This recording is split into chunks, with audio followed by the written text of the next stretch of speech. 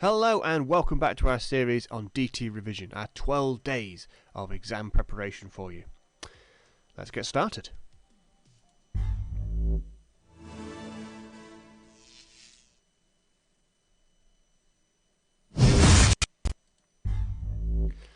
Right, so what did our DT teacher send to us on the 4th day of DT? Well, he sent to me 4 types of movement. Of course, we have our linear, our reciprocating, our rotary movement, and our oscillating movement. Now, I'll go through each one of these in a little bit of a stage, but for your revision at home, what I'd advise you do is get yourself a sheet of A4 card or paper, split it into 4 parts, cut them into 4 sections, so you have 4 cards. On one side, I'd write linear, reciprocating, oscillating, and rotary, and on the other side, I'd write the definition and probably an image that goes with it as well. So for example here, our linear moving straight forward from one point to the next, like a train, moves in one direction, goes forward, and it creates a line. So think of linear with the word line in there. Excuse me.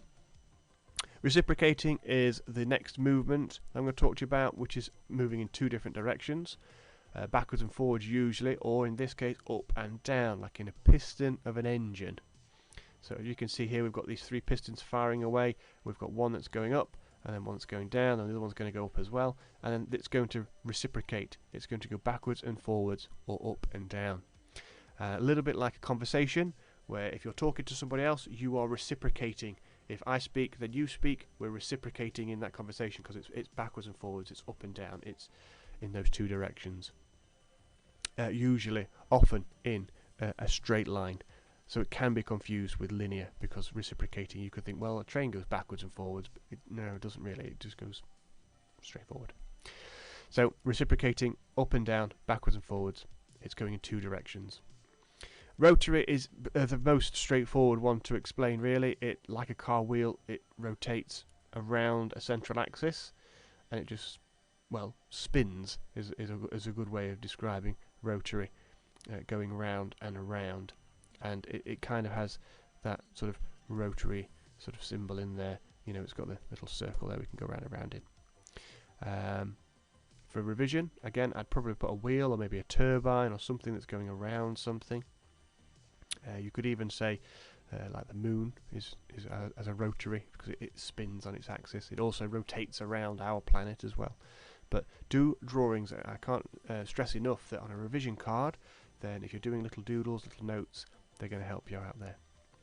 And then lastly, we have oscillating, which is again one that students forget to remember to say because they don't say it enough. Oscillating, so oscillating or oscillation, which is moving forward and backwards in a curve.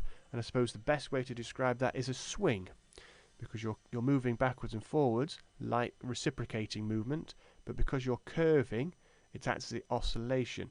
So you're going to be swinging or curving like that. So again, for me, if I was doing a revision card, I'd be drawing a swing. I just think it's the easiest thing to remember when we're sort of talking about something that oscillates. I can't remember what the name of those devices are. I think it's named after a scientist, I think, where you've got like 5 balls and you let one swing and it hits the other 3 and the other one swings back up and comes back down again. That's a good way of describing oscillation. It's going like that and then it goes up and like that, and that is a technical term there. If you can spell that for me, that'll help you in your revision card as well. And so there you go. So they're the 4 types of movement. That's what your DT teacher has sent to you today. Let's head back to home base and finish off today.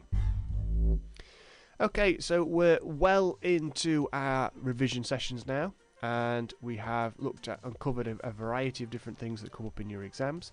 We'll look at exam questions in some later videos specifically, but for revision purposes, I'd be making little notes and revision cards on each one of these little topics and practicing a little bit each day, just so I know what these things are, so when they come up into our DT exams, we know what we're talking about. Until next time, stay safe. And don't forget to subscribe. Bye now.